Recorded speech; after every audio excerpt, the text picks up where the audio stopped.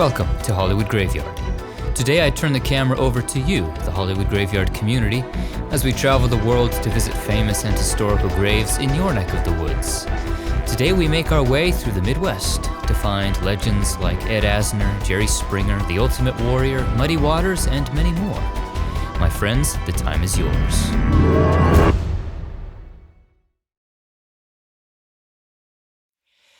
Our last famous grave tour filmed by you brought us through parts of the South. Today we continue our westward trajectory, crossing through parts of the Midwest. On the itinerary today are Kentucky, Ohio, Indiana, Illinois, Michigan, Wisconsin, Minnesota, Iowa, and Missouri.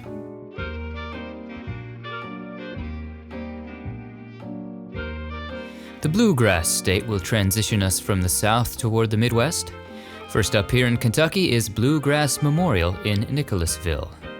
Here lies a prolific character actor named Harry Dean Stanton. He began acting in the 50s and would appear in more than 200 film and television productions into the 2000s. His notable films include Repo Man, Paris, Texas, Pretty in Pink, Alien, The Green Mile, and the title character in 2017's Lucky. And on television you saw him in episodes of Big Love, Gunsmoke, and Twin Peaks. As noted here, Stanton was also a musician. He lived to be 91. If you need a sugar boost to fuel your graveyard explorations, head to Fairview Cemetery in Bowling Green and visit the grave of Duncan Hines. He began his career as an author and food critic, publishing hospitality books with recommendations on hotels and restaurants, like 1935's Adventures in Good Eating. By the late 40s, early 50s, Hines' recommendations became the gold standard, and it wouldn't be long before he licensed his name on food products. Perhaps the most recognized of these products today are the Duncan Hines cake mixes. Duncan Hines died at 78 from lung cancer. Next up is Evergreen Cemetery in Louisville. Heading into the mausoleum, we find the crypt of Wilson Pickett. The singer and songwriter was a key figure in the development of soul music in the 60s. His first big hit came in the form of In the Midnight Hour in 1965. I'm gonna wait till the midnight hour. He'd follow this up with other popular tracks like Land of a Thousand Dances and Mustang Sally. In 1991, Pickett was inducted into the Rock and Roll Hall of Fame. In 2006, he died from a heart attack at age 64. Little Richard delivered his eulogy. The Zachary Taylor National Cemetery is home to, you guessed it, Zachary Taylor. He was the 12th President of the United States from 1849 until his death in 1850, making his one of the shortest terms. Taylor had been a national hero in the U.S. Army from the time of the Mexican-American War and the War of 1812. His top priority as president was to preserve the Union, as the issue of slavery was just beginning to tear it apart.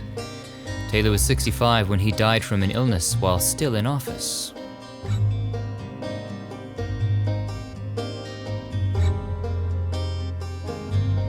Welcome to Rose Hill Cemetery. Here we find one of two Everly brothers, Phil Everly. With his brother Don, Phil was half of one of music's greatest duos in history, combining elements of rock, country, and pop in their music.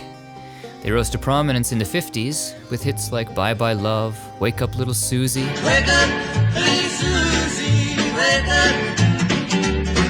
And All I Have to Do Is Dream. All I have to do is dream, dream, dream, dream. The Everly brothers broke up in the 70s, but would occasionally reunite later on to perform. They'd be inducted into the Rock and Roll Hall of Fame in the inaugural 1986 class, as well as into the Country Music Hall of Fame. Phil passed away at age 74 from COPD and is buried here. His brother Don died in 2021. He was cremated, his ashes scattered. This incredible panorama overlooking the city of Frankfort is enjoyed in eternity by a legendary American frontiersman, Daniel Boone. His exploits as a pioneer made him an early folk hero in America. In the late 1700s, he was known for his exploration and settlement of Kentucky, which was beyond the borders of the 13 colonies at that time. He forged the Wilderness Road through the Cumberland Gap, which would be used by many settlers in the decades to follow. Boone was also a militia leader during the Revolutionary War. Daniel Boone died in 1820 at age 85 and was originally buried in Missouri. In 1845, the remains of Daniel Boone and his wife were exhumed and reburied here in Kentucky. He was portrayed by Fess Parker in the TV series Daniel Boone. My sixth sense tells me we're headed now to Riverside Cemetery in Hopkinsville. Here is the grave of Edgar Cayce.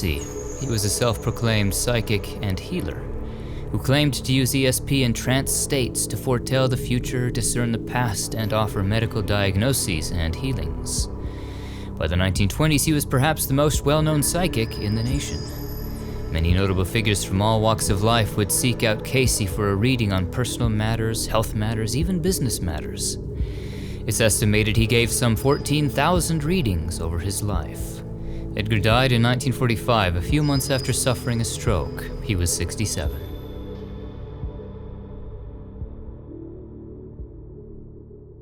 This is Pleasant Grove Baptist Church Cemetery in Sorgo. Meet Nicky Hayden. His beautiful stone gives us a good idea of who he was. Nicky was a professional motorcycle racer, known as the Kentucky Kid. He won the MotoGP World Championship in 2006. Nicky raced on both dirt and paved circuits, road racing being his specialty. He reached the podium numerous times in the years that followed. But his life was cut tragically short in 2017 when he was struck by a car while riding a bicycle after a race in Italy. He was 35. There are quite a few Oddfellows cemeteries across this nation. This one is in Madisonville, Kentucky. Here lies Frank Ramsey. He was a professional basketball player who played his entire 9-year career with the Boston Celtics. As part of the team, the Celtics won 7 championships in this era. After playing, he would coach the Kentucky Colonels in the 70s. Frank was inducted into the Basketball Hall of Fame in 1982. He lived to be 86. The names Hatfield and McCoy have become a part of American folklore due to a notorious feud between the two families. In our previous video, we found patriarch Devil Anse Hatfield. As for the McCoys, Randolph McCoy is in Dills Cemetery in Pikeville. He was patriarch of the McCoy family. During the almost 30-year feud between the two families, Randolph would lose 5 of his children to the violence. The notorious feud has been fictionalized on screen, including a miniseries in which McCoy was portrayed by Bill Paxton.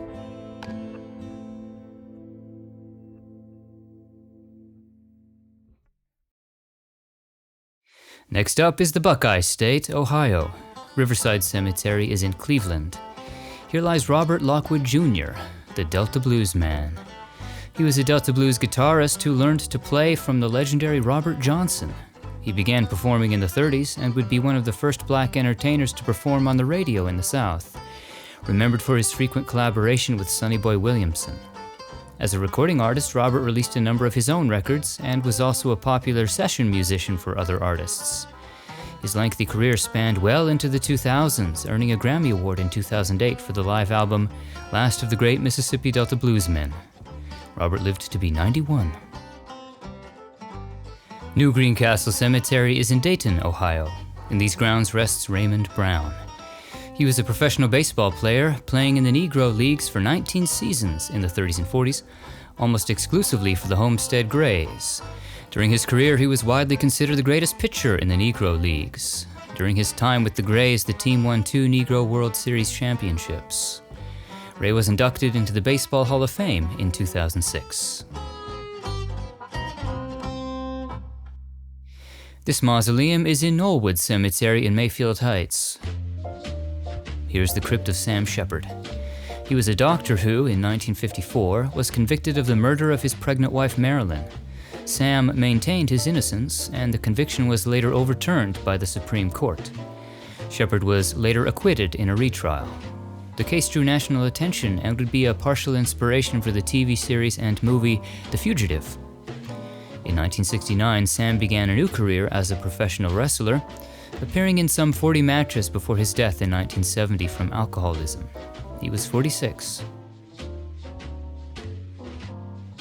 Nearby is the crypt of Billy Evans. He was a Major League Baseball umpire, known as the Boy Umpire, having become an umpire at just 22, the youngest in MLB history. He was also the youngest to officiate a World Series at 25. He was elected to the Baseball Hall of Fame in 1973, the third umpire ever selected. Billy died after suffering a stroke at age 71.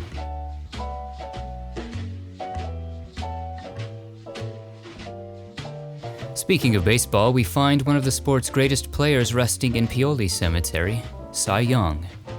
He's regarded as one of baseball's greatest pitchers of all time, a pioneer of modern pitching. He made his major league debut with the Cleveland Spiders in 1890 and would go on to play for the St. Louis Cardinals and Boston Americans, helping them win the 1903 World Series. Cy would set numerous records, including most career wins. He was inducted into the Baseball Hall of Fame in 1937 and lived to be 88. Today there is a pitching award named after him, the Cy Young Award.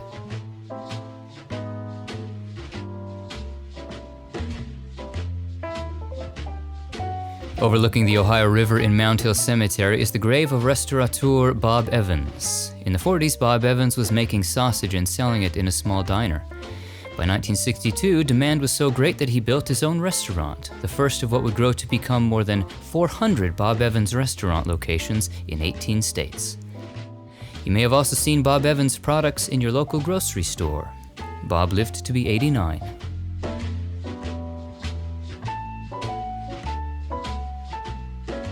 Turn an oversized tire on its side and put it on Grecian columns, and you have something resembling the grand monument of Harvey Firestone. Fitting, as Firestone here was the founder of Firestone Tire and Rubber Company. He founded the company in 1900 to supply tires for wagons and buggies, and would go on to pioneer the mass production of tires for automobiles. Firestone died of a coronary thrombosis at age 69. Moving on now to Marysville, Ohio and Oakdale Cemetery. Look for a tree named Scott to find the grave of Orlando M. Scott. He is the Scott in Scott's Miracle-Gro. Scott's was founded in 1868 by O.M. Scott as a premium seed company. The company manufactures and sells consumer lawn, garden, and pest control products, as well as gardening equipment. Scott lived to be 85.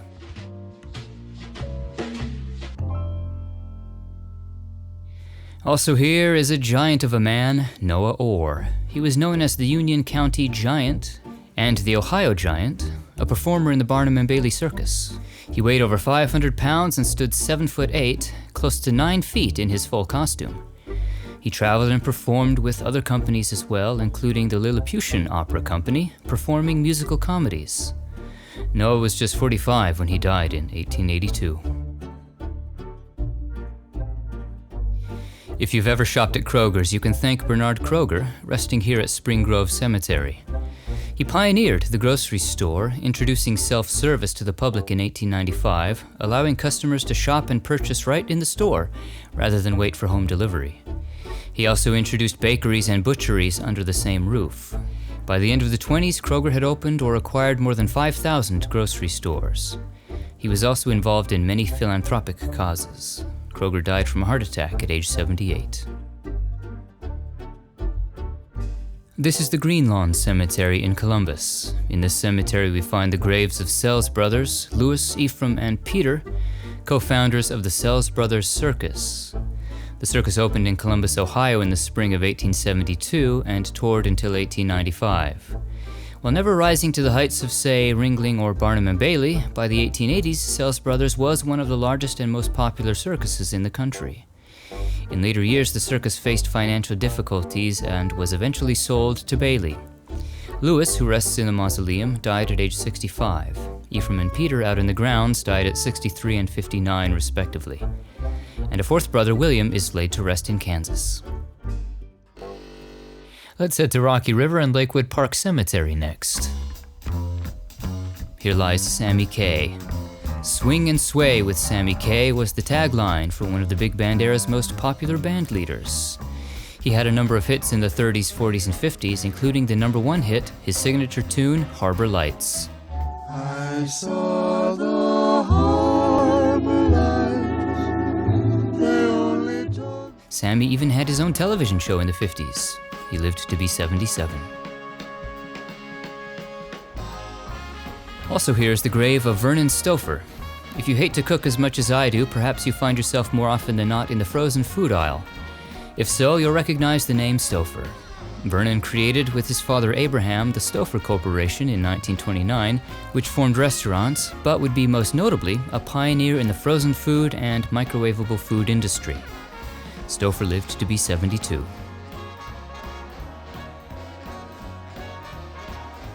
Let's make a rare stop outside of the cemeteries to visit a zoo. Here at the Columbus Zoo is the grave of Colo the gorilla. Colo was the very first gorilla born in captivity anywhere in the world, and by 2017 was the oldest living gorilla in the world. She was a popular feature at the Columbus Zoo for the duration of her life. Her name even derived from the city in which she was born. After her passing at age 60, her ashes were buried here, where visitors can still come to visit her. Back to the cemeteries, let's visit Ferncliff in Springfield. Here lies Patty Parks, a tragic figure from the Jim Jones cult. She became a follower of Jones in the 60s, eventually moving with him and the other followers to Jonestown, Guyana, as part of the People's Temple. In 1978, the settlement was visited by Congressman Leo Ryan to investigate conditions and concerns that people were being held against their will. The Parks family was among those who wished to leave. As they attempted to leave, they were ambushed and fired upon by temple gunmen. Several people were killed, including Congressman Ryan and Patricia Parks. Later that same day, Jim Jones and over 900 of his followers at Jonestown committed suicide or were murdered, including children. Patty's husband and teenage daughters survived the attack. She was 44.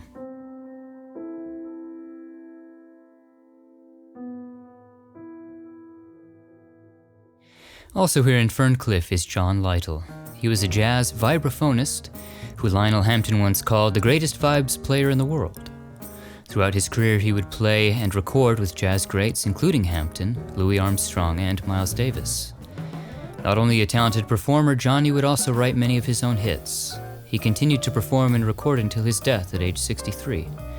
Cleverly, the musical symbol shown here on his marker between the dates is known as a rest. Rose Hill Burial Park is also in Springfield. Here we find the crypt of Frank Hylo Brown. He was a bluegrass musician, nicknamed Hylo for his wide vocal range. He had his first hit in the 1954 track Lost to a Stranger. Later he'd go on to join Flatt and Scruggs, becoming a regular featured performer with the Foggy Mountain Boys. Hylo continued to perform until 1991. He died from cancer at age 80. At Mount Hill Cemetery, we find the world's tallest couple. Captain Martin Van Buren Bates stood 7 feet 9 inches tall, and if you can believe it, his wife Anna stood 7 feet 11 inches tall. Their highly publicized wedding in 1871 drew thousands to see the unusual spectacle. Standing alone side by side, they look like your typical couple, until you see them next to a couple of average height. Martin had been a soldier, and Anna worked at one point for P.T. Barnum's circus. They met on the carnival circuit. Anna died at just 41 from heart failure. Martin went on to live to be 81. After Anna died, Martin commissioned this statue of her for the family plot. Our last Ohio stop brings us to Crown Hill Cemetery in Oroville. This is the grave of Jerome Smucker. If the name is familiar to you, yes, he is the Smucker of the Smucker's jams and jellies that you love to spread on toast and sandwiches. He started the J.M. Smucker Company in 1897, selling apple butter from a horse-drawn wagon. The company would grow to produce fruit preserves, peanut butter, syrup, ice cream toppings, and more. Jerome Smucker lived to be 89.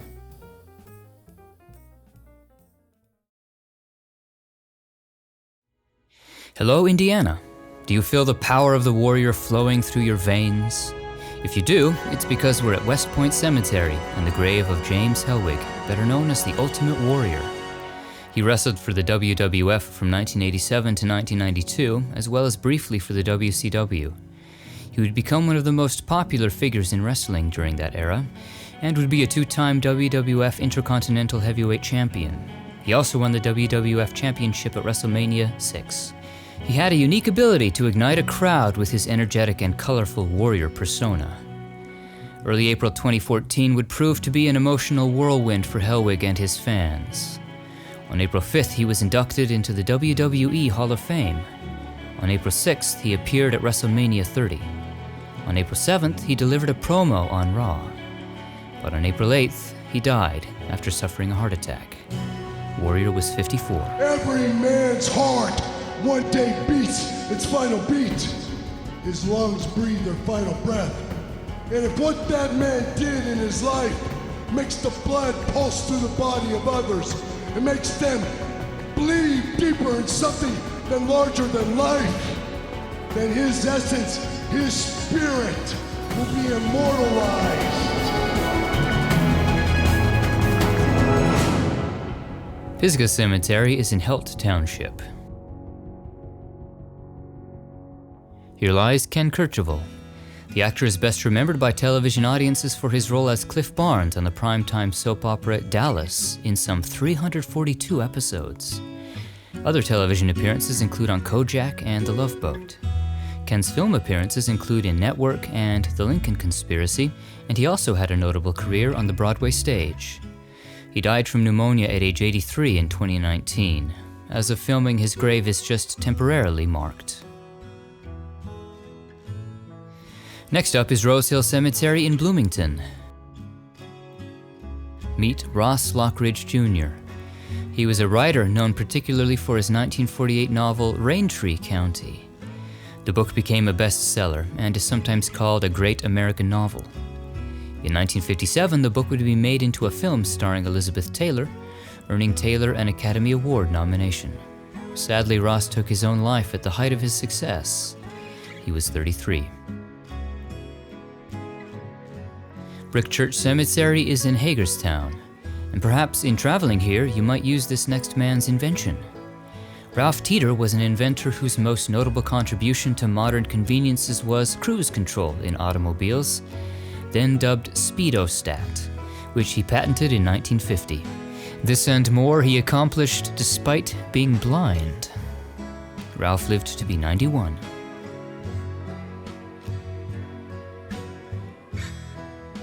In Richmond is Earlham Cemetery and the grave of Lamar Lundy Jr. He was a professional football player, a defensive end for 13 seasons with the Los Angeles Rams between 1957 and 1969.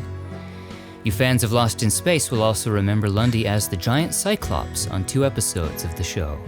He died at age 71 after a series of illnesses.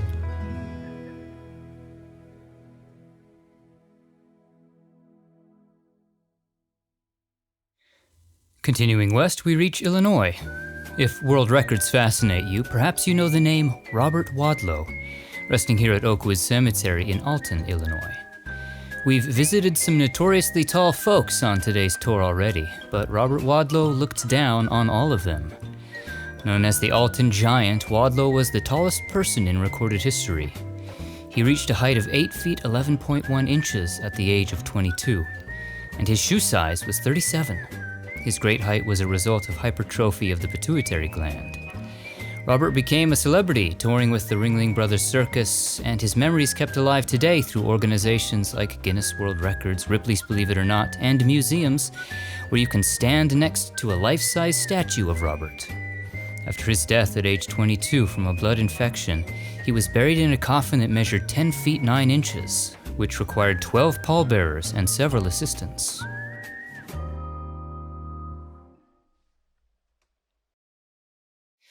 Next up is a man named Abe Saperstein, resting at West Lawn Cemetery in Norwich.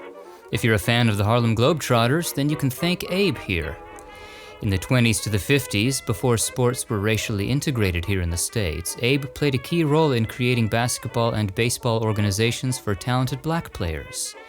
He organized the African-American basketball team, the Savoy Big Five, in 1926, which a short time later gained tremendous notoriety when they became known as the Harlem Globetrotters. He was the team's first coach, taking them from an unknown team in the Midwest to a powerhouse able to take on teams in the all-white NBA. The Globetrotters later became known for their popular entertainment act. Abe was also responsible for introducing the three-point shot. In 1971, he was inducted into the Basketball Hall of Fame.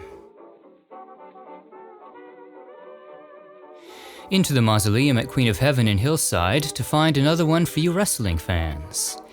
Here are entombed Angelo and Lanny Poffo.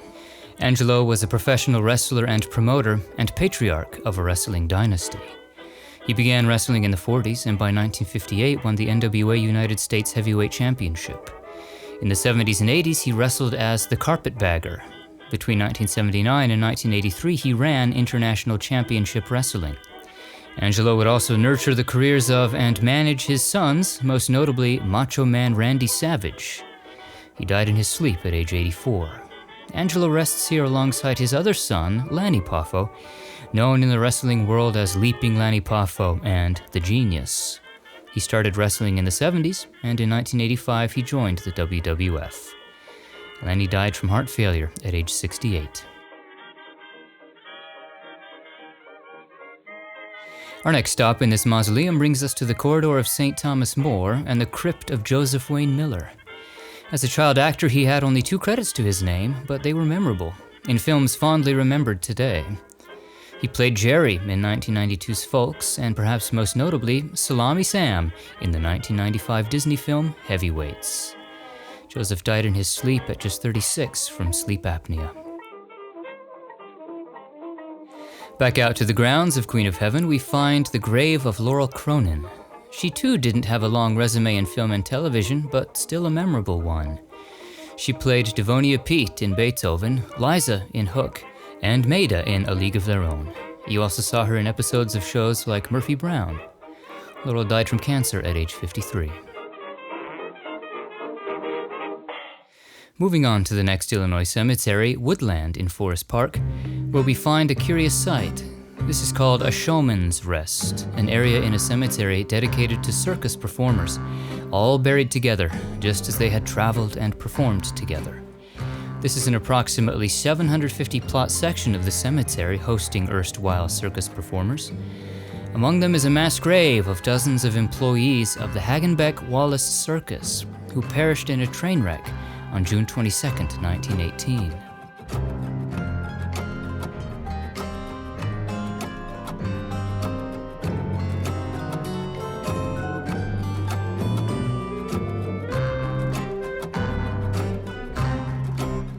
At All Saints in Des Plaines, we find a baseball player curiously nicknamed Old Tomato Face. Here lies Gabby Hartnett. He was a catcher, playing most of his entire career for the Chicago Cubs in the 20s to the 40s. He would be a 6-time All-Star and MVP in 1935. Gabby was behind the plate when Babe Ruth called his home run shot in the 1932 World Series. He ranks among the sport's greatest catchers and was inducted into the Baseball Hall of Fame in 1955.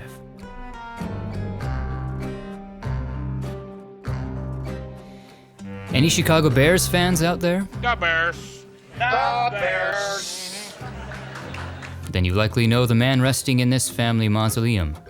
George Halas was a professional football player in the early days of the game. He was also a coach and executive. In 1920, he was part of the organization that formed the American Professional Football Association, which became the NFL. In 1922, he formed and was owner of the Chicago Bears. He also coached the team, which would see 8 NFL championships under his tenure. Halas came to be known lovingly as Papa Bear and would be inducted into the Football Hall of Fame in 1963. He lived to be 88. Speaking of the Bears, how about a Hall of Fame quarterback for the Bears? Sid Luckman's grave can be found here at Memorial Park Cemetery in Skokie. Sid played for the Bears from 1939 to 1950. During that time, he led the team to 4 NFL championships. To date, Luckman still holds the all-time NFL record for touchdown percentage. He was inducted into the Pro Football Hall of Fame in 1965 and lived to be 81. If you're not yet full after Duncan, Hines, Bob Evans, Smuckers, and Stouffer's, then microwave yourself up some mac and cheese with James Kraft. He developed and patented a process for pasteurizing cheese, allowing it to be shipped long distances, making him a pioneer of processed cheese. He formed Kraft Foods Inc. in 1914. His business saw rapid growth during the First World War, providing durable cheese products to the armed forces. The company would grow to produce everything from cream cheese to Miracle Whip, and of course, that mac and cheese you grew up on. James Kraft lived to be 78. Also here in Skokie is the king of tabloid talk show television, Jerry Springer. His eponymous talk show, Jerry Springer, debuted on September 30th, 1991. It was a pioneer of what came to be known as trash TV, becoming a ratings smash and a cultural phenomenon through the 90s, with its controversial topics and outlandish guests. What does that say back there? This is the Jerry Springer Show. Good. Sit down. The Jerry Springer Show, America's hottest talk, just got hotter. Check out all the great Jerry Springer videos, available now in stores everywhere from Real Entertainment. The show ran for 27 seasons and a whopping 3,891 episodes, ending in 2018. Jerry became a staple on television, radio, and film, often appearing as himself in shows like Judge Jerry and even Dancing with the Stars. Jerry died from pancreatic cancer on April 27, 2023, at the age of 79. And on that note, take care of yourself and each other. In a previous video, we visited the grave of John Belushi in Massachusetts. Here in Elmwood Cemetery is a memorial to the legendary comedian, a cenotaph, alongside his parents. John was an original cast member on Saturday Night Live in 1975. He'd go on to star in some of the 70s and 80s greatest and most iconic comedies, like National Lampoon's Animal House and The Blues Brothers. But John's life and career were cut tragically short in 1982 from an overdose of heroin and cocaine. He was 33. We mentioned the Bears. Now, what about the Bulls? The Bulls. The Bulls. The Bulls. Here at Chapel Hill's Garden West is John Kerr, known as Red Kerr. He played in the NBA for 12 seasons for the Nationals, 76ers, and Bullets. After playing, Kerr would become the first head coach for the Chicago Bulls from 1966 to 1968. During that time, he'd be named NBA Coach of the Year. Red lived to be 76. Tombstone tourists in the Chicago area often explore the history of organized crime here, like the grave of Lester Gillis, also known as Babyface Nelson, here at St. Joseph Catholic Cemetery in River Grove. Nelson was a bank robber who had become a criminal partner of John Dillinger. He was a violent bank robber, killing more FBI agents than any other. His criminal life came to a violent end on November 27, 1934 in a gunfight with federal agents outside of Chicago. He was just shy of 26. Babyface Nelson has been portrayed in media numerous times, including by Stephen Graham in 2009's Public Enemies. Bears, Bulls, how about Blackhawks, for you hockey fans here in Chicago? This is the grave of Stan Mikita. He played center for the Chicago Blackhawks between 1959 and 1980, considered one of the greatest of his era. He'd win the Stanley Cup with the team in 1961. In 2017, Stan was named one of the 100 greatest NHL players. The following year, he died from cancer at the age of 78. Next up is Washington Memory Gardens in Homewood. Here lies Major Lance, an R&B and soul singer. Lance was a major figure in the Chicago soul scene of the 60s. He had a number of hits including The Monkey Time and That wasn't a stutter, that's actually what the song is called. In the 70s, he'd be a major figure in Britain's northern soul scene. Major Lance continued to perform until passing away in his sleep in 1994 at the age of 55. Elm Lawn Memorial Park is in Princeton. Any Doobie Brothers fans out there? Here we find the grave of the band's drummer, Keith Knudsen. He joined the Doobies in 1974, playing on albums like Stampede and Sibling Rivalry. In addition to drums, he also contributed backing vocals. Keith died from pneumonia at age 56. This is Riverside Cemetery in Moline. The name John Deere has become synonymous with lawn care, agriculture, and landscaping. John Deere formed the company that bears his name in 1837 with the invention of his cast steel plow. It was known as the plow that broke the plains, making agriculture possible in the tough prairie soil. Today, the company produces everything from lawnmowers to tractors and more. John Deere lived to be 82. I wonder if the lawn here around his grave is trimmed with a John Deere lawnmower. How fitting would that be? Moving on to Rest Vale Cemetery in Alsip. This is where Muddy Waters is laid to rest. Real name, McKinley Morganfield. He was a blues singer and guitarist, remembered as an important figure in the post-war blues era. Particularly, he's known as a pioneer of Chicago blues. He began recording in the 40s and 50s, releasing a number of tracks that have since become classics, like Rollin' Stone, Mannish Boy, Hoochie Coochie Man, and I Got My Mojo Workin', alluded to here on his marker. Got my mojo working, but it just don't break on you. He won 6 Grammys and would be inducted into the Rock and Roll and Blues Halls of Fame. His work would inspire other artists and help lay the foundations for rock and roll. In fact, the band The Rolling Stones named themselves after the Muddy Waters song. He died from heart failure at age 70. Nearby is Burr Oak Cemetery, where we find another musician, a frequent collaborator of Muddy Waters, Willie Dixon. He was a multi-instrumentalist, singer, songwriter, and producer. He ranks alongside Muddy Waters as one of the most influential blues musicians of the post-war era.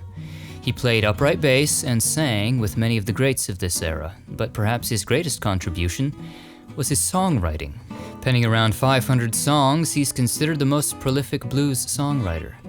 His compositions have been performed by artists including Muddy Waters, Bo Diddley, the Rolling Stones, Elvis Presley, Led Zeppelin, and Jimi Hendrix.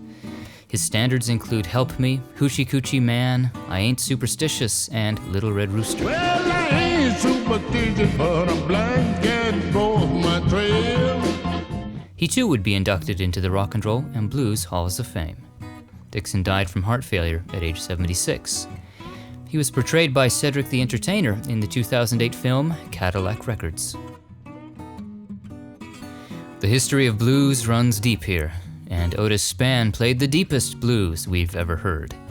He was one of the foremost blues pianists of this same era, and a collaborator of Muddy Waters and Willie Dixon. He played on many of Muddy Waters' classic hits, like Got My Mojo Working and Hoochie Coochie Man. He would also record and perform with other artists like Bo Diddley and Howlin' Wolf. He even recorded with Robert Lockwood, who we visited earlier. Otis was just 40 when he died from liver cancer.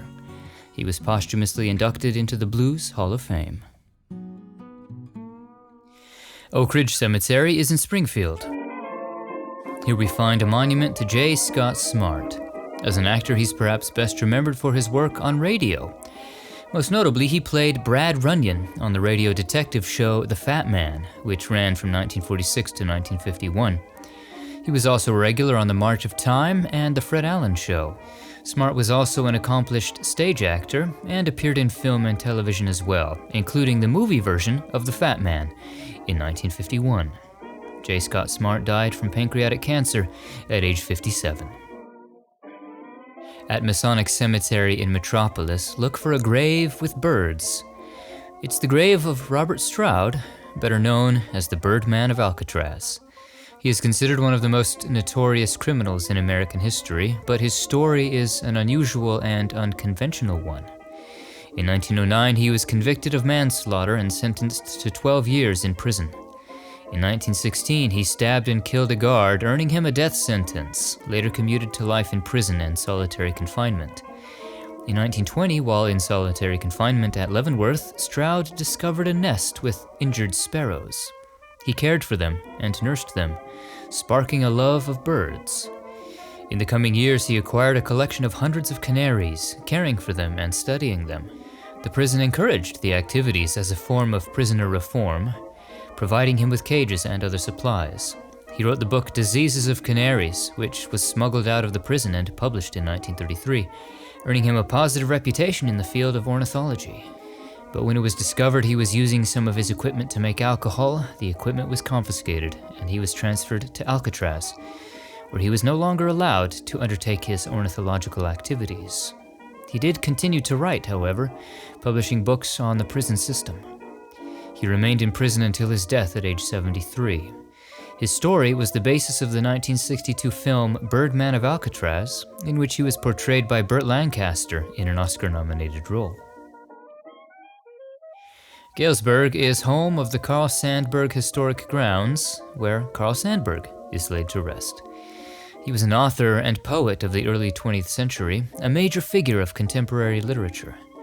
He won 3 Pulitzer Prizes, 2 for his poetry and 1 for his biography of Abraham Lincoln. After his death in 1967 at age 89, his ashes were buried beneath this remembrance rock, located behind his birthhouse here in Illinois. Let's find another bear at Mount Hope Cemetery. Here lies J.C. Caroline. He was a professional football player, a cornerback for 10 seasons with the Chicago Bears in the 50s and 60s. He'd be Rookie of the Year in 1956 and was an NFL champion with the Bears in 1963. In 1971, he'd be portrayed on film by Bernie Cayce in the biopic Brian's Song. Caroline lived to be 84, passing away in 2017. It's a dreamy, hazy afternoon in Cross Cemetery in Sedoris. Here lies Dottie Schrader. She was a professional baseball player. Dottie played shortstop in the All-American Girls Professional Baseball League from 1943 to 1954. During that time, she played for the South Bend Blue Sox, the Kenosha Comets, the Fort Wayne Daisies, and the Kalamazoo Lassies. Dottie would become one of the league's most dominant hitters and made the All-Star team 3 times. She lived to be 68, passing away in 1996 from a brain aneurysm. Dottie would be a major inspiration for the 1992 film, A League of Their Own.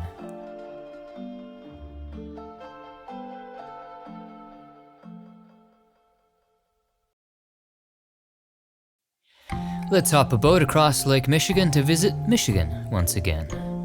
Maple Grove Cemetery in Fremont is our first Michigan stop. This is the Gerber family plot.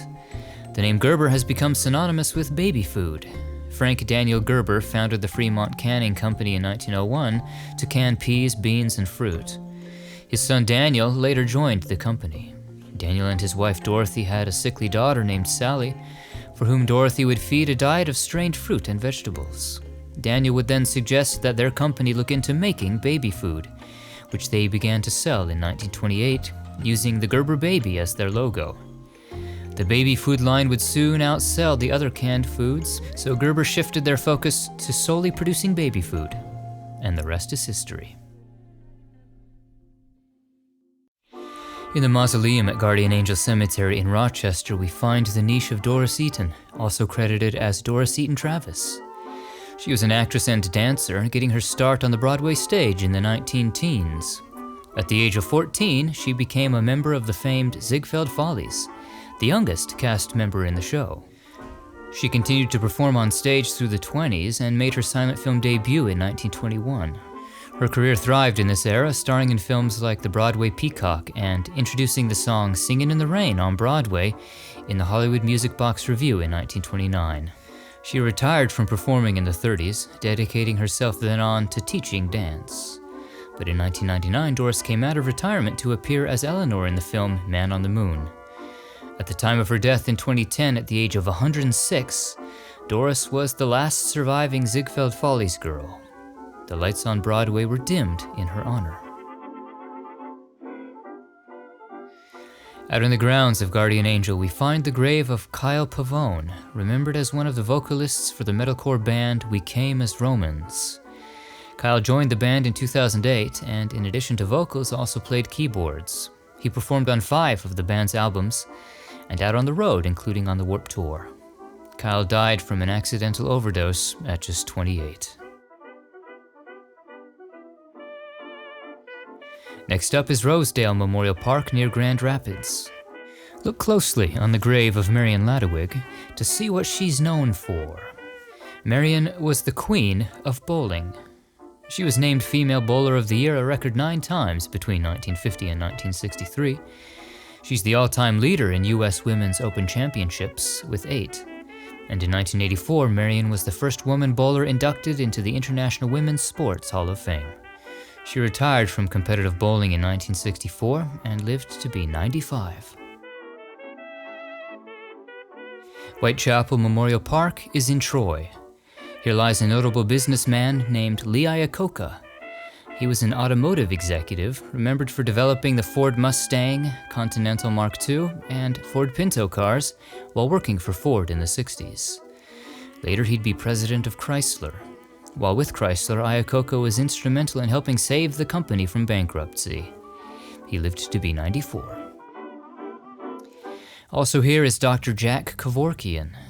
He was an early advocate of physician-assisted suicide, a practice where a physician helps a terminally ill patient end their own life to alleviate suffering. Kevorkian assisted some 130 patients in ending their own lives, to die with dignity.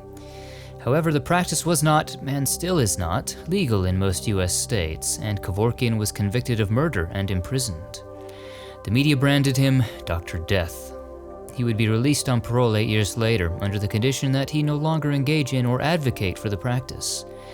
But Kevorkian's case brought significant attention to the idea of a right to die. And since then, physician-assisted suicide, or voluntary euthanasia, has been made legal in 11 US jurisdictions. Jack Kevorkian died at age 83 from a thrombosis while suffering from liver cancer and kidney problems. His epitaph reads, "He sacrificed himself for everyone's rights." Heading northwest to Port Huron, we arrive at Woodlands Cemetery to find the grave of Harrison Young. On film, he's perhaps best remembered for playing the elderly Ryan in the 1998 film Saving Private Ryan. Other films include Kiss Kiss Bang Bang and House of a Thousand Corpses. On television, he played Palmer Harper on the series Passions and made appearances on shows like CSI and The West Wing. Harrison lived to be 75. Next up is this quiet rural cemetery in Batavia. Here we find an interesting figure from the circus world, Lizzie Whitlock, who also went by the stage name Lottie Grant. She's known as the original fat lady of the circus. She joined the circus as a teenager. Even at that young age, it's said she weighed in the neighborhood of 500 pounds. Not content to just be the fat lady, Lottie also became a snake handler and charmer. She toured with many groups, including Barnum and Bailey. At the time of her death at age 46, she weighed an estimated 650 pounds. A special casket was made for her, wider and deeper than a traditional casket. Her grave remained unmarked until 1996, when the local historical society provided this headstone for her. But the exact location of her burial was unclear, so a body witcher was hired to locate her, and the stone was placed here on that basis. In nearby Battle Creek is Oak Hill Cemetery. This is the grave of Junior Shotgun Walker. He was a rhythm and blues singer and musician, notable in particular as a saxophonist. He formed his band Junior Walker and the All-Stars in the 50s, and by the 60s was recording albums for Motown. Their signature hit was 1965's Shotgun. They'd follow this up with additional hits into the 70s. You also heard Junior Walker's saxophone on the Foreigners' song Urgent. He died from cancer at age 64. If you need to quench your thirst after a long stroll through the graveyard, perhaps a little ginger soda would hit the spot. And while I personally lean toward Canada Dry, maybe you're more of a Verner's ginger soda type, the oldest ginger soda brand in the US. If so, join us here in Woodmere Cemetery at the grave of James Verner. He was a pharmacist and druggist who began experimenting with ginger ale in the 1860s, selling it out of a Detroit soda fountain. Initially, Verner's ginger soda was only sold through soda fountain franchises, but as the brand grew, they began to sell bottling franchises. Verner's is now part of Keurig Dr. Pepper. James Verner died from pneumonia and influenza at age 84. Also here is the magnificent mausoleum of James Scripps. He was a newspaper publisher and philanthropist, known for his newspaper The Detroit News and for founding the Detroit Museum of Art. James would donate its first major collection of paintings from the old masters. James Scripps died in 1906 at the age of 71.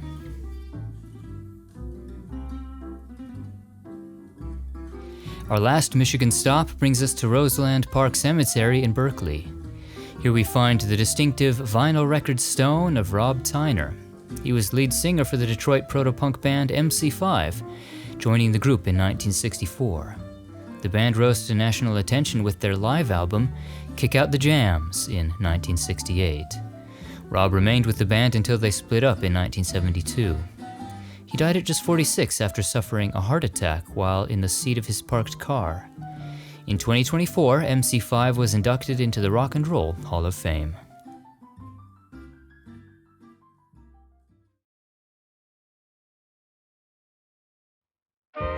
Hello, Wisconsin. Nice to see you again.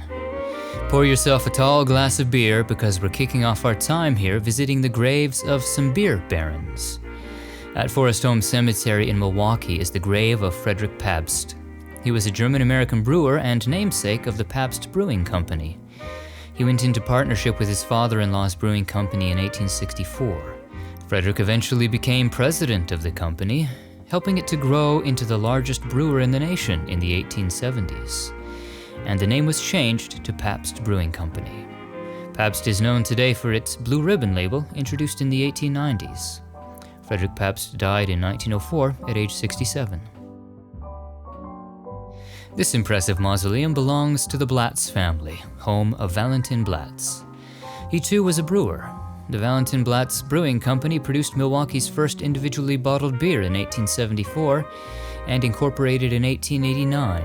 By the 1900s, Blatz was the third largest brewer in Milwaukee.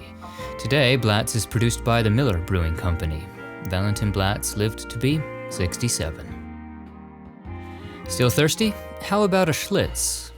In 1856, Joseph Schlitz assumed management of the Krug Brewery in Milwaukee, which he later named the Joseph Schlitz Brewing Company. By 1902, Schlitz had become the largest beer producer in the US and was called the beer that made Milwaukee famous. The grave marker here features a relief of the SS Schiller. It was an ocean liner that hit thick fog in the English Channel in May 1875 and was wrecked in the storm. 335 people perished in the wreck, including Joseph Schlitz, who was 43. His body was lost at sea. After a few beers, make sure you're sober before driving, be it a car or even a Harley-Davidson motorcycle. Here at Forest Home is the Davidson family plot, home to brothers Arthur, William, and Walter, the Davidson in Harley-Davidson. William Harley and Arthur Davidson began working on the concept of a motor bicycle in 1901.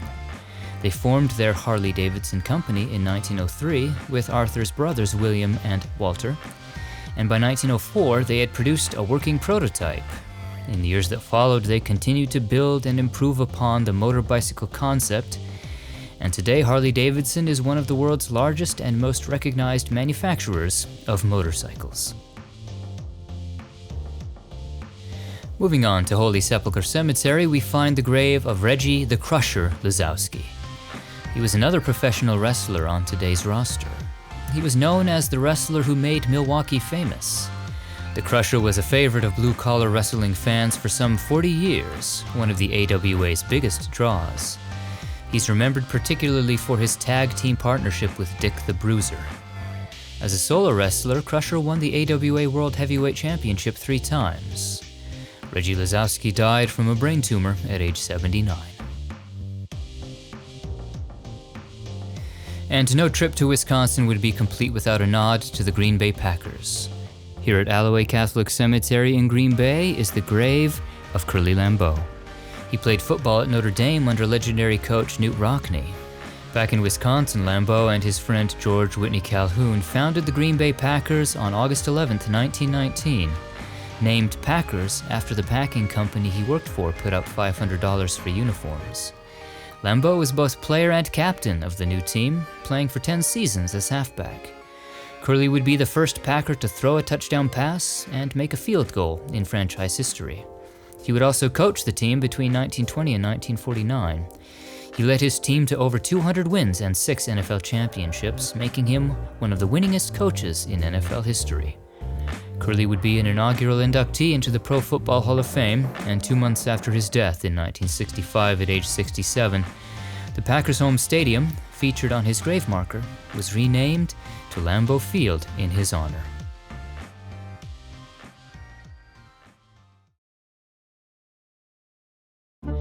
Continuing west, we arrive in Minnesota. First up is Maple Lawn Cemetery in Faribault. Meet Herbert Sellner. If you like to get your thrills on amusement park rides or at water parks, maybe you've enjoyed one of Mr. Sellner's inventions. In 1926, he built the first Tilt-A-Whirl. The ride would debut at Minnesota's State Fair, and soon thousands of the rides would thrill riders at state fairs and amusement parks around the world. Sellner also built the first modern water slide, called the Water Toboggan Slide, in 1923. The slide featured a wooden sled that people sat on and rode down an incline into a lake. Herbert Sellner was just 43 when he died from anemia. Brown Cemetery is in Henderson. This is the grave of Anne Morgan Gilbert. As an actress, she's remembered for her many roles on television, particularly in comedies. She played Millie, the Petrie's neighbor, on The Dick Van Dyke Show in some 61 episodes. Decades later, she'd play Yetta on The Nanny. Anne would make appearances on numerous other shows like Modern Family, Seinfeld, Home Improvement, Cheers, and many more. And film roles include Grumpier Old Men. Anne lived to be 87, passing away from cancer in 2016. We've found quite a few wrestlers on our tour today. Here's another name you students of wrestling history will know, resting at St. Anne's Cemetery in Hamel. This is the grave of Vern Gagne. He began wrestling in the 40s, winning 2 NCAA titles at the University of Minnesota. He began wrestling professionally in 1949 and would go on to win the AWA World Heavyweight Championship 10 times, among many other accomplishments. Vern holds the record for the longest combined reign as world champion in North America, and he'd be one of only 7 men inducted into each of the WWE, WCW, and Professional Wrestling Halls of Fame. Vern was also a major promoter of the sport, and in 1974 he co-produced and starred in the film The Wrestler, which featured guest appearances by many of the notable wrestlers of that era. Vern Gagne lived to be 89.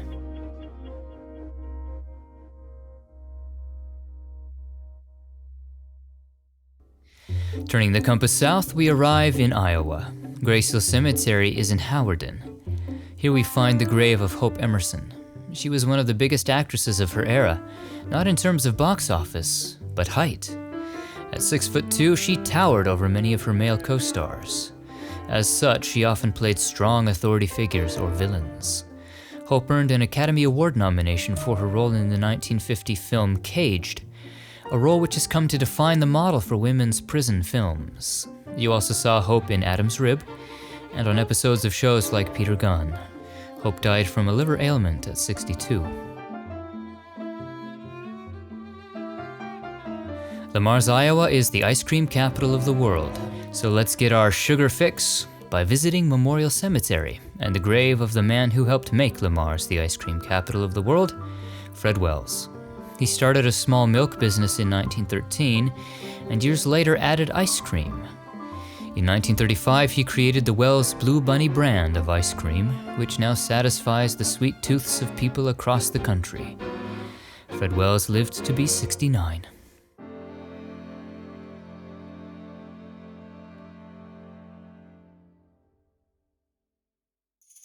Our last state of the day is Missouri. In a previous video, we visited Meriwether Lewis of Lewis and Clark fame. Well, here at Bellefontaine Cemetery, we find the Clark of Lewis and Clark, William Clark. He and Meriwether led the Lewis and Clark expedition of 1804 to 1806, the first major effort to explore and map much of the territory of the Louisiana Purchase, all the way to the Pacific Ocean, and also to claim the Pacific Northwest for the United States before the European nations could. Their expedition also helped find a practical route across the western half of the continent. En route, Lewis and Clark and their team also documented biodiversity, topography, and geography, and attempted to establish positive relations with the Native American tribes. Afterwards, Clark served as governor of the Missouri Territory and superintendent of Indian Affairs. He lived to be 68. Continuing our exploration of the history of beer in the Midwest, this Gothic mausoleum and surrounding grounds host the dead of Anheuser-Busch fame. The Anheuser-Busch Company traces its origins to a 1852 brewery in St. Louis. Facing financial problems, the brewery was bought by a prosperous soap manufacturer named Eberhard Anheuser in 1860. It then came to be known as the E. Anheuser Company's Brewing Association. Adolphus Busch, entombed in the mausoleum, married Anheuser's daughter and began working for his father-in-law's brewery. Busch was the first to use pasteurization to keep the beer fresh, the first to use refrigeration, and the first to bottle beer extensively. This would lead to a wider reach for their product and rapid growth. The company was renamed Anheuser-Busch in 1879, and Busch became the company's president in 1880 after Anheuser's death. Anheuser-Busch is now part of the world's largest brewing company. Moving on to Calvary Cemetery in St. Louis, we find the grave of Dred Scott. He was a slave who, along with his wife Harriet, sued for their freedom and that of their daughters. It was the infamous Dred Scott v. Sanford case of 1857, in which they argued that having lived in the free territories of Illinois and Wisconsin, their slaveholders gave up their rights to slaves, which would make them free. The United States Supreme Court ruled against the Scotts 7-2, finding that neither he nor any black person could claim citizenship in the United States, and that freeing slaves would, quote, deprive citizens their property without due process of law. You heard that right. The United States Supreme Court defined Scott and all slaves as property. This understandably aroused public outrage, deepening tensions between northern and southern states, which would eventually lead to the Civil War. The emancipation of slaves that would come thereafter, and the 13th, 14th, and 15th Amendments were all the result of the Dred Scott decision, today often cited as the worst U.S. Supreme Court decision ever rendered. After the ruling, the Scotts were deeded by their owners to a man named Taylor Blow with the intent to free them, which he did. Dred Scott died 10 years later from tuberculosis. A smaller stone once stood here, but in September 2023, this magnificent new monument to Dred Scott was dedicated. Heading over to section 12, we find the grave of Charity Grace. She worked as a school teacher until retiring and deciding to try her hand at acting at the age of 60. It's never too late to try something new, after all. In the 40s to the 60s, she became a familiar face on television, making guest appearances on shows like The Alfred Hitchcock Hour, Dr. Kildare, 77 Sunset Strip, and 4 appearances on The Adventures of Ozzie and Harriet. Charity can also be seen as Sarah the housekeeper in the 1958 film The Gift of Love. She lived to be 81. In section 1, we find the unmarked grave of an actress named Martine Bartlett. The actress of stage and screen is perhaps best remembered for her chilling performance alongside Sally Field in the 1976 made-for-TV movie Sybil. Martine would also earn an Emmy nomination for her guest appearance on Arrest and Trial. And on film, Martine played Miss Metcalf in Splendor on the Grass. She passed away in 2006 at age 80. Our next star also rests in an unmarked grave, here in section 24. This is the approximate resting place of Virginia Gibson. She's fondly remembered today for playing Liza in the 1954 film adaptation of 7 Brides for 7 Brothers. You also saw her as Babs in Funny Face alongside Audrey Hepburn. On Broadway, Virginia was nominated for a Tony for her portrayal of Beth in Happy Hunting, and she'd make appearances on numerous television, anthology, and variety shows in the 50s and 60s. She dedicated her later life to teaching performing arts. Virginia died in 2013 at the age of 88. There's some Civil War history in these grounds as well. Here in section 17, we find the grave of William Tecumseh Sherman. He was a general in the Union Army during the Civil War. Sherman is remembered as a great general whose leadership helped bring victory to the Union, but also for his harsh scorched earth policies. He led the capture of Atlanta and subsequently the infamous March to the Sea, which saw little fighting, but wholesale destruction of Georgia and the Carolinas in order to cripple the Confederacy. This would help lead to the Confederacy's surrender and end the war months later. Sherman's memoirs would become one of the best-known first-hand accounts of the Civil War. He died from pneumonia at age 71. Let's move on now to Resurrection Cemetery, also in St. Louis. First up here is one for you hockey fans. Here we find the grave of Doug Wickenheiser. He was a professional hockey player, drafted first overall by the Montreal Canadiens in 1980. A few years later, he was traded to the St. Louis Blues, where he'd score a memorable overtime winning goal in the 1986 game against the Flames, dubbed Monday Night Miracle. Doug also played for the Canucks, Rangers, and Capitals. Tragically, Doug would battle cancer in his 30s, passing away from the disease at just 37. From hockey to soccer now. This is the grave of Frank Pee Wee Wallace. He was a professional soccer player, remembered as part of the U.S. team that faced England in what is considered one of the greatest upsets in world soccer history. In 1950, the scrappy U.S. team featured part-time players that worked other jobs to make ends meet. Team England, on the other hand, was considered the greatest team in the world. The U.S. would beat England 1-0. The legendary match would be the subject of the book The Game of Their Lives, later made into a movie in which Pee Wee was portrayed by Jay Rodin. Frank Wallace died at age 57. He is a member of the National Soccer Hall of Fame. One of Frank's teammates rests here also, Gino Pariani. He too played a key role in the upset against England as an anchor point for American possession of the ball during the game. Gino was also a member of the U.S. Olympic team in 1948 and would be inducted into the National Soccer Hall of Fame in 1976.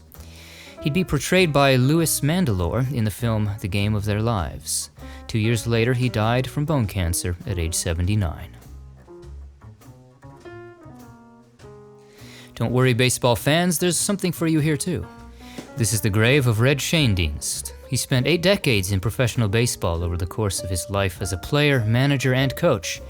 He played 19 years with the St. Louis Cardinals, New York Giants, and Milwaukee Braves in the 40s and 50s as a second baseman.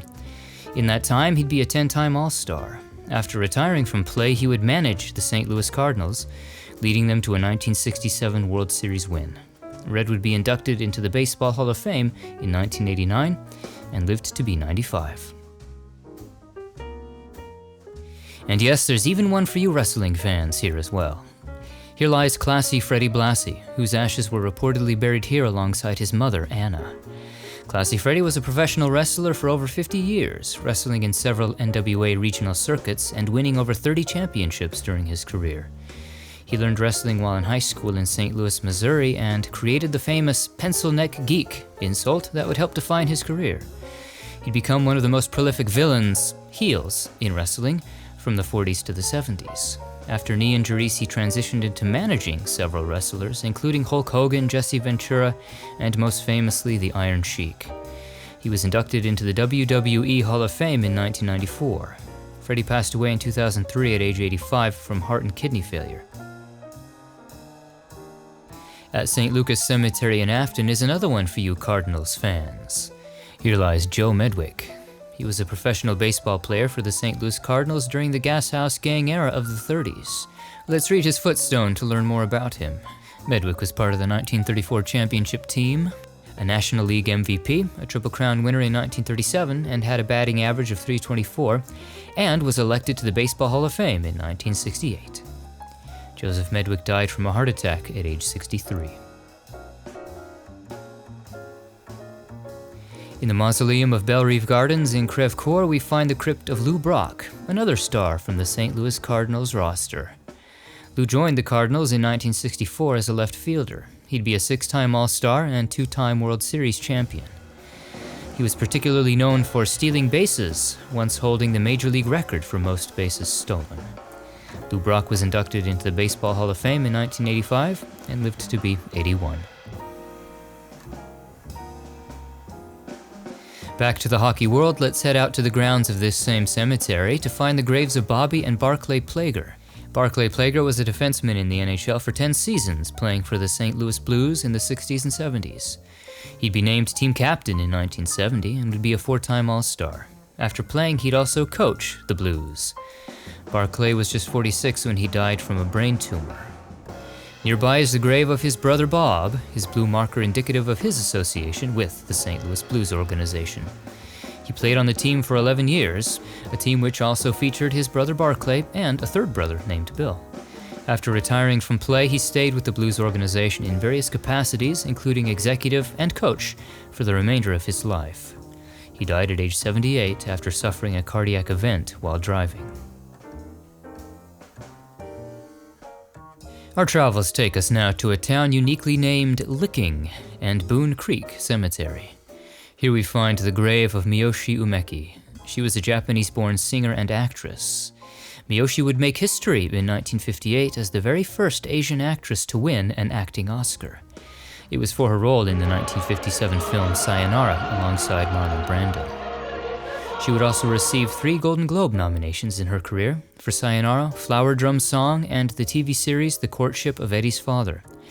Miyoshi was also known for her musical talents, receiving a Tony Award nomination for Flower Drum Song, and releasing numerous albums on which she sang both in Japanese and English. Miyoshi retired to Missouri, where she died from cancer at age 78. Heading back east towards St. Louis, we arrive in Farmington and Zolman Cemetery, where Dan Peek is laid to rest. He was a musician, a singer and songwriter for the 70s folk rock band America. He would sing, play guitar, bass, keyboards, and harmonica, as well as write or co-write a number of their hits, like Don't Cross the River, Lonely People, and Today is the Day. Peek would also go on to have a successful solo career. He died in his sleep from uremic pericarditis at the age of 60. This is St. Peter's Cemetery and the grave of James Cool Papa Bell. He was a center fielder in the Negro Baseball League from 1922 to 1946. As a center fielder, he was known for his blazing speed, considered one of the fastest men to ever play the game. His speed also made him an artist of stealing bases. Cool Papa would help the St. Louis Stars to 2 Negro World Series championships, and he was an 8-time All-Star. In 1974, he was inducted into the Baseball Hall of Fame, and in 1999 ranked number 66 on Sporting News' list of greatest baseball players. James Cool Papa Bell lived to be 87. We've arrived now at Sheffield Cemetery in Kansas City.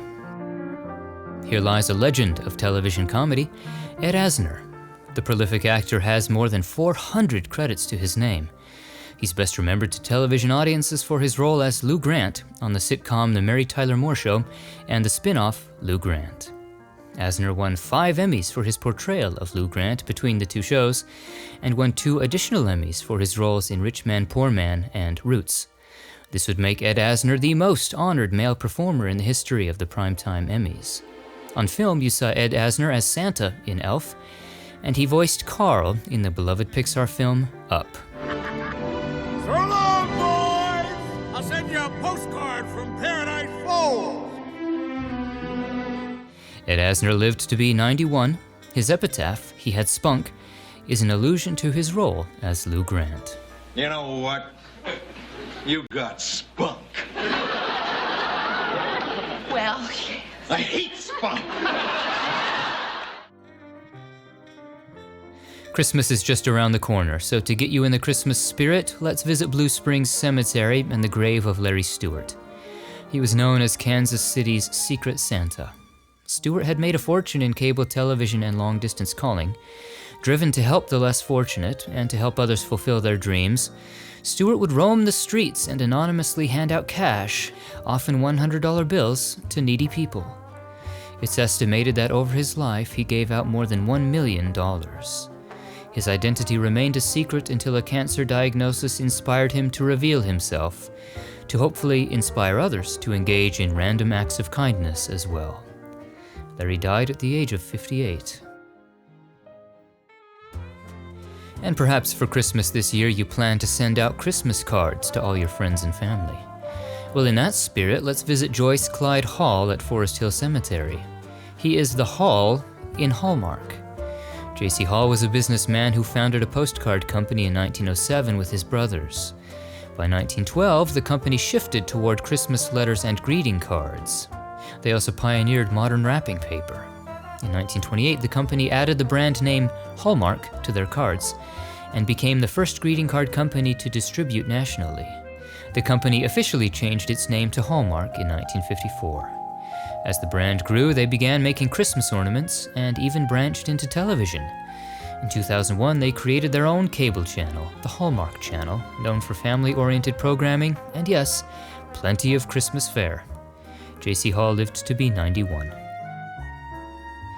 Oak Ridge Memory Gardens is in Independence, Missouri. Here lies T. Max Graham. As an actor, he's perhaps best remembered for his role as the owner of the pencil factory in David Lynch's 1977 film, Eraserhead. Other film roles include Ride with the Devil and Angel Unchained. Graham died from cancer at age 70. This is Jefferson Barracks National Cemetery in St. Louis. Among the veterans resting here are some notable figures from the entertainment and sports worlds, like Robert McFerrin. He was an opera singer, notable for being the first black man to sing solo at the Metropolitan Opera in 1955. McFerrin also sang at the New York City Opera, on Broadway, and with the National Negro Opera Company. You also heard him as the singing voice of Porgy in the film Porgy and Bess. Robert McFerrin was the father of another talented singer, Bobby McFerrin. Robert Sr. died after suffering a heart attack at age 85. Johnny Johnson was a pianist who played jazz, blues, and rock and roll. His work with Chuck Berry led to his induction into the Rock and Roll Hall of Fame. Johnny played piano on many of his hits, like Roll Over Beethoven. Roll over Beethoven, dig these rhythm and blues. And he was also an inspiration for the song Johnny Be Good. He was posthumously awarded the Congressional Gold Medal for breaking racial barriers in the military as a Marine, where he endured racism and inspired social change while integrating the previously all-white Marine Corps during World War II. Johnny lived to be 80.